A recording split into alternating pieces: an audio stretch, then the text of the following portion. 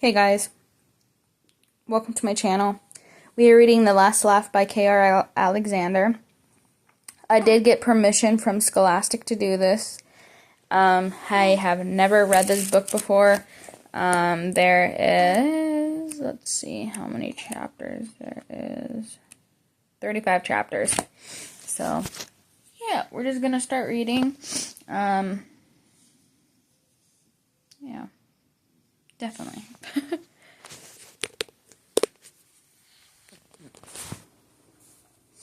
K.R. Alexander, Last Laugh. Last Laugh by K.R. Alexander. For the practical jokers. 0. I think this is like the little story thing. 0. If you have asked your friends to list 5 things they're scared of, I can almost guarantee that one of them will be clowns. There's even a word for it. Coulrophobia, because I guess so many people are scared of clowns that science had to make it a thing. I don't know why. Maybe it's a harshly painted faces or the eyes that always seem to be staring into your soul. Maybe it's the cackling laugh or the fact that they're always smiling, no matter how sad or scary the situation is. Heck, maybe it's the big shoes.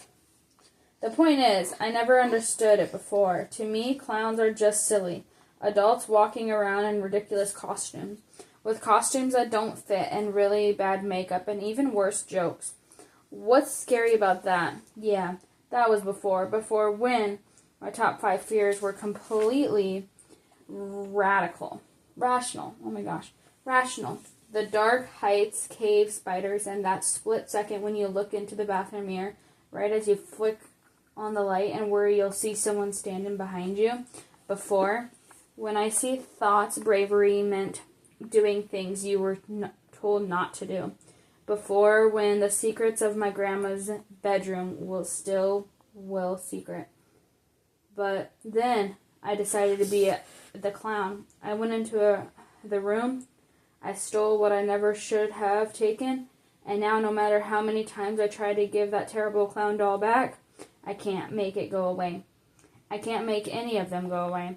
There are so many of them, everywhere, following me, haunting me, hunting me, and if I don't find a way to get rid of them, the final joke is going to be on me.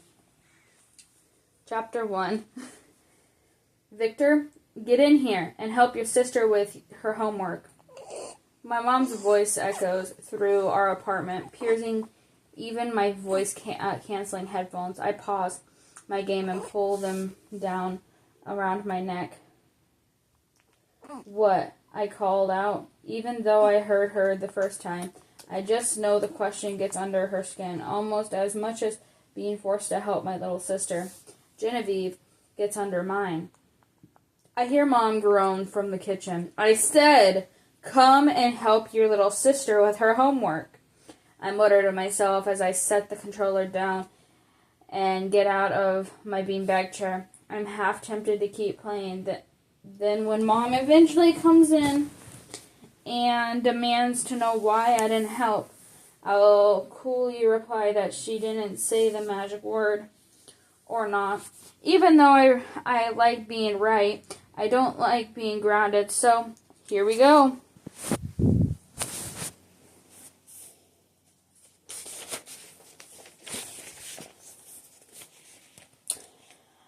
I make my way to the living room where Genevieve is sitting at the coffee table with her books and papers spread out in a mess before her. Genevieve is like my complete opposite, and also the complete opposite of my older sister, Sarah. While Sarah and I are funny and adventurous and really not that into school, Genevieve is a total nerd. She is super quiet and shy and doesn't have many friends. She's 4 years younger than me. Sarah's 16. Genevieve doesn't need my help. I think this is just my mom's way to keeping me from playing video games. Especially since we don't even have school tomorrow. It's a teacher's workshop day. That's the damage, twerp, I ask, sitting across the table from Genevieve. Math, she replies, and I'm not a twerp. Could have fooled me. She sticks out her tongue, but she doesn't say anything else. Also, unlike me, she's a complete pushover. She got curly black hair and dark olive skin, just like me and Sarah, but whereas I'm tall and keep my hair close. Genevieve is short and her hair nearly reaches her mid-back. I lean over and start helping her work. As expected, she's already half done with her homework, but she doesn't mind the extra hand. The one thing that my siblings and I have in common, we're all really smart. Genevieve just the only one who seems to be proud of it.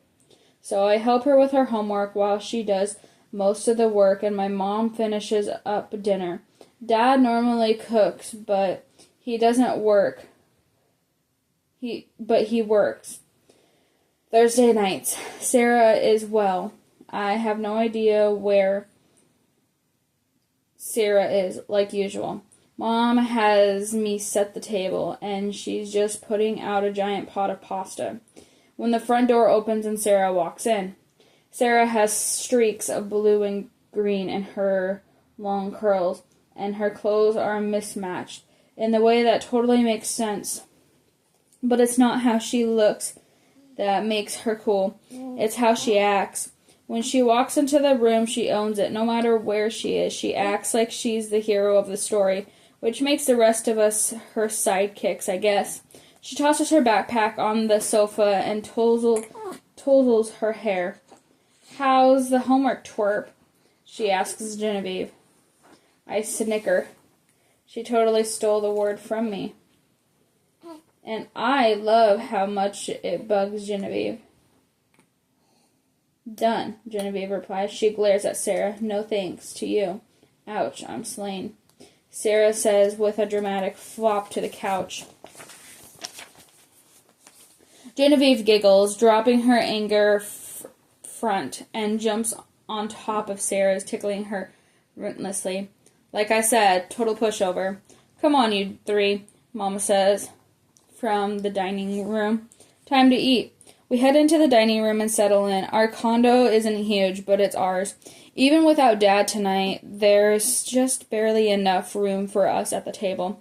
We pile in and Sarah begins shoveling food into her plate before Mom has even set out the salad. Leave some for the rest of us, Mom yelps. Sarah chuckles, takes another small scoop, and passes the tongs to me. I make sure to serve Genevieve first before I pile up the noodles on my own plate. I am her big brother. Even if we get on each other's nerves, I gotta take care of her. Mom asks us about our day, and I sort of tune it out, already thinking about the upgrades I need to make on my avatar in the game. I hear Genevieve mention some kids at school who made fun of her. I know Sarah's gonna talk to her about that later, because Sarah is the type who just refuses to be picked on. And Sarah mentioned some extra band practice coming up. I even managed to talk about what we were doing in science class today, even though I'm not really paying attention. Hopefully it sounds at least a little smart. Then Mom says something that makes me focus in, at least to the second part of the sentence. Grandma's for the long weekend. What? I asked. I'm taking Grandma out to Iowa City this weekend for some scans. Total routine, Mom says. So you three are going to stay there and take care of her cats tomorrow night. But I have band practice, Sarah interjects. And we're too young to take care of cats, Genevieve sagely says. You'll be fine, Mom tells her. There's a tired look in her eyes that begs us not to push it. Your dad will be there for bedtime, but he's working tomorrow night, so you'll have to feed the cats dinner. That's it. It's just one night. But I'm allergic, I say. I'm not really, but I also really don't want to go over there. Grandma somehow doesn't have internet. Our phone plan won't let us stream games, and I'm supposed to raid the dungeon with some friends. I mean, sometimes I sneeze a little bit at Grandma's place, But that could also be the dust. Please, Mom says. It's not a request or a question. You know I wouldn't ask if it wasn't important. Are we getting paid? Sarah says. Paid? Mom replies, well, yeah, we should be getting paid for cat sitting. Mama lets out a big sigh. I'll take you out for ice cream after, okay? Just do this for me, this once. We will, Mom, Genevieve answers for us.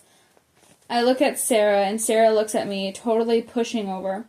But there is also no point in arguing. Thank you, Mom says. It'll be over before you know it. If only I'd known how terribly wrong she was. And that is the end of chapter 1. I will see you guys in chapter 2.